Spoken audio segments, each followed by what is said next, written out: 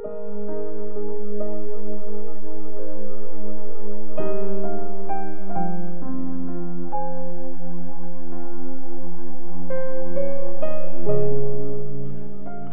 chapter 65. Parusa sa mga mapagrebelde. Magpapakilala na dapat ako sa mga taong di nagtanong tungkol sa akin. Magpapakita na dapat ako sa mga taong hindi ako hinanap. Sabi ko, nandito ako sa isang bayang tumangging mag-worship sa akin. Buong araw kong inabot ang mga kamay ko sa mga mapagrebelding tao na namumuhay ng di tama at ginagawa lang kung anong gusto nila. Kinagalit nila ako, sinasadya nila, harap-harapan pa. Nag-o-offer sila sa mga di tunay na Diyos sa mga garden at nagsusunog ng insenso sa mga altar na gawa sa bricks. Kumukonsulta sila sa mga patay at nagpapalipas ng gabi sa mga lugar para sumamba sa ibang mga Diyos. Kumakain sila ng karne ng baboy at humihigop ng sabaw na gawa sa mga karne ng hayop na tinuturing na marumi. Sinasabi nila, layuan nyo kami, huwag kayong lalapit dahil masyado kaming banal para sa inyo. Para silang mga usok na kakairita sa ilong ko, parang apoy na di namamatay. Tingnan nyo, nasa harap ko ang record. Di ako mananahimik. Pagbabayarin ko sila. Ibabalik ko sa kanila ng buong buo ang parusa sa mga kasalanan nila at ng mga ancestors nila, sabi ni Lord. Dahil nagsunog sila ng insenso para sa mga Diyos-Diyosan sa mga bundok at ininsulto nila ako sa mga hills, susukatin ko ang parusa para sa kanila at pagbabayarin sila sa mga ginawa nila dati. Ito ang sabi ni Lord, nakakagawa ng wine sa isang tumpok ng grapes, kaya madaling sabihin huwag itong sirain dahil blessing ito sa atin. Ganyan din ang gagawin ko para sa mga servant ko at di ko sila wawasakin lahat. Papadamihin ko ang lahi ni Jacob at sa lahi ni Judah ipapamana ang mga bundok. Mamanahin ito ng mga pinili ko at dito titira ang mga servant ko. Sa Sharon kakain at aalagaan ang mga tupa at kambing, at ang valley ng Akor ang magiging pahingahan ng mga baka para sa bayan kong naging tapat sa akin. Pero iba ang mangyayari sa inyong mga nagtakwil kay Lord, sa inyo na nakalimot sa banal kong bundok, na nag-offer ng pagkain kay God, ang Diyos ng swerte, at nag-offer ng alak kay Meni, ang Diyos ng destiny. Ako ang magtatadhana na espada ang papatay sa inyo. Lahat kayo mauuwi sa kamatayan. Kasi nung tumawag ako, di kayo sumagot. Nung nagsalita ako, di kayo nakinig. Instead, ginawa nyo ang masama sa paningin ko at piniling gawin yung mga ayaw ko. Kaya sabi ni Lord God, tingnan nyo, kakain ang mga servant ko, pero kayo magugutom. Tapos, iinom ang mga servant ko, pero kayo mauuhaw. Di lang yun, magsasaya ang mga servant ko, pero kayo mapapahiya. Makikita nyo, kakanta sa tuwa ang mga servant ko, pero kayo iiyak ng malakas sa sobrang lungkot at hahagulgol sa sama ng loob. Yung pangalan nyo gagamitin ng mga pinili ko na pangsumpa at papatayin kayo ni Lord God. Pero yung mga servants niya, bibigyan niya ng bagong pangalan. Sino man sa lupain ang manghingi ng blessing, hihingi siya ng blessing sa Diyos ng katotohanan. At sino man sa lupain ang manumpa, manunumpa siya sa Diyos ng katotohanan. Dahil kakalimutan na ang dating paghihirap at di na makikita pa. ang bagong creation. Tingnan nyo, nagka-create ako ng bagong langit at bagong lupa. At ang dati mga nangyari, kakalimutan na, di na maaalala. Pero matuwa at magsaya kayo forever sa kinikreate ko. Kasi tingnan nyo, ako mismo, gagawin kong masayang masaya ang Jerusalem. At ang mga tao dito, tuwang-tuwa. Matutuwa ako sa Jerusalem at magiging masaya para sa bayan ko. Wala na ditong maririnig na pag-iyak at pagluha dahil sa lungkot. Di na magkakaroon dito ng baby na ilang araw lang ang buhay o ng isang matanda na hindi mabubuhay ng matagal.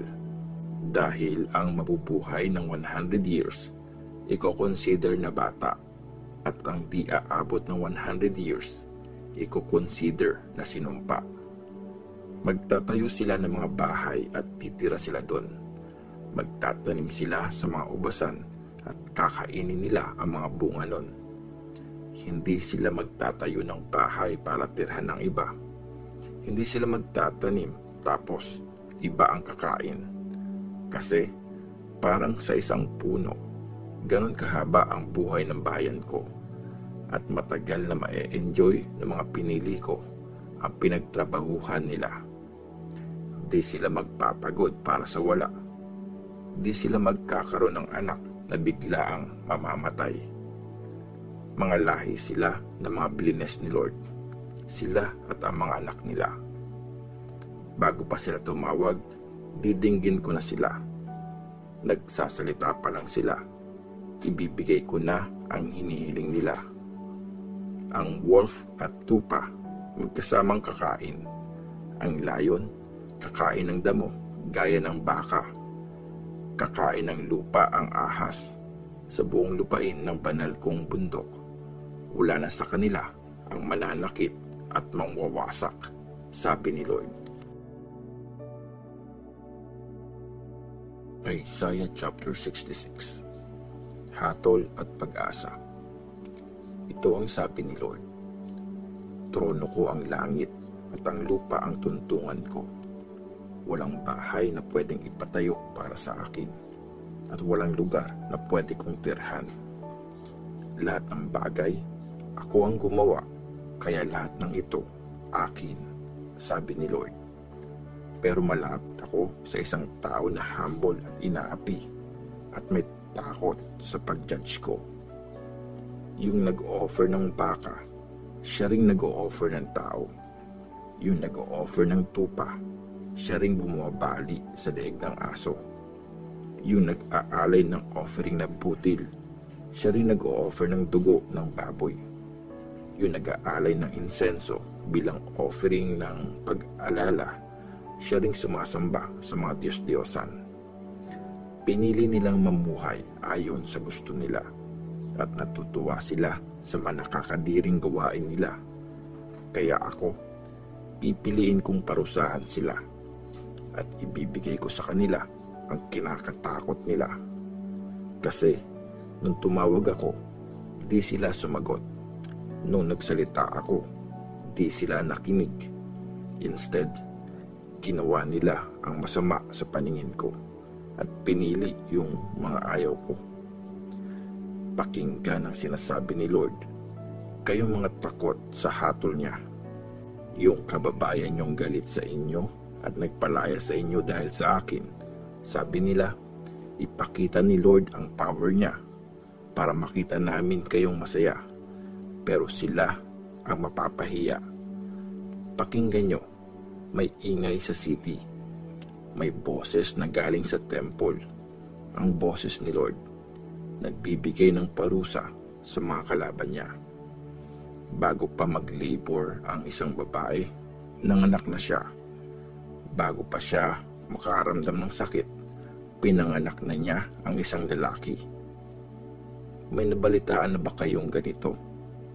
May nakakita na ba ng ganito? Pwede bang manganak ng isang lupain sa isang araw lang? Pwede bang magkaroon ng bayan ng biglaan? Pero nung nagli-labor pa lang ang Zion, nanganak na siya. Pag pinaabot ko ba sa panganganak ang isang tao, pipiyan ko pa bang lumabas ang bata? Sabi ni Lord. Magbibigay ba ako ng anak tapos gagawin namang imposible ang panganganak? Sabi ng iyong Diyos. Makisaya kayo sa Jerusalem at matuwa para sa Kanya, lahat kayo na nagmamahal sa Kanya. Makisaya kayo sa Kanya at matuwa, lahat kayo na nagluksa para sa Kanya. Mabubusog kayo sa pagiging sagana niya, para kayong baby na busog sa gatas ng nanay niya. Ito ang sabi ni Lord. Tingnan nyo, papadaluyuin ko na parang ilog ang blessing sa Jerusalem. Mapupunta sa kanya ang yaman ng mga bansa na parang umaapaw na batis.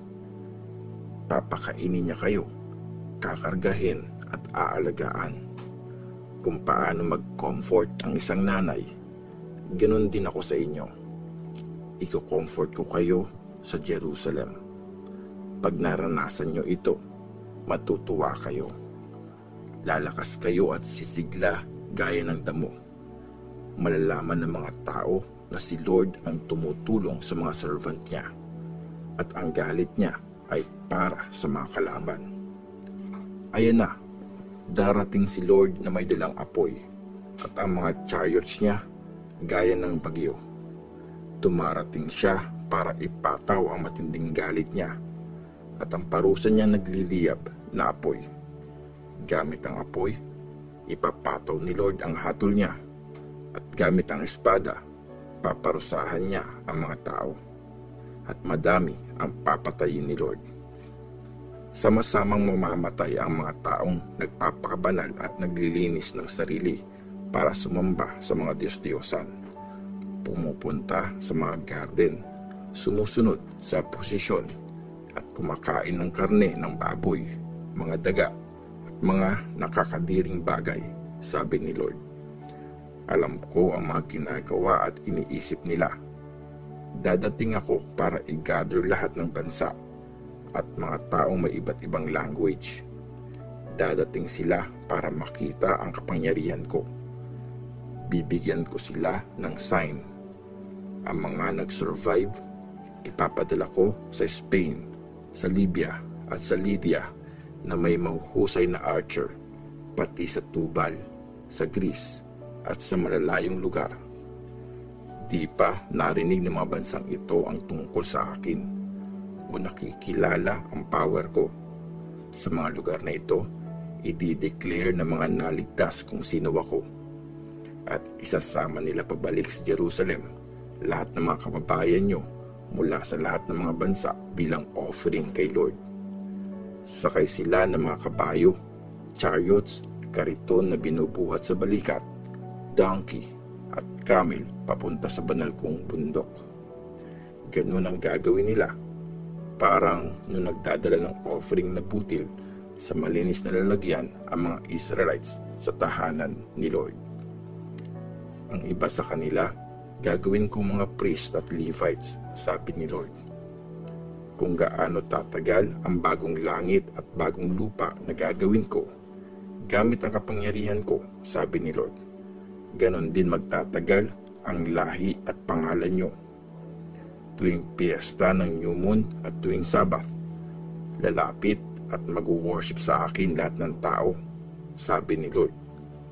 Sa pag-alis nila, makikita nila ang mga bangkay ng mga taong nagrebelde sa akin. Kasi hindi mamamatay ang mga uod na kumakain sa mga bangkay. Hindi mamamatay ang apoy na sumusunog dito. Mandidiri lahat ng taong makakakita sa kanila.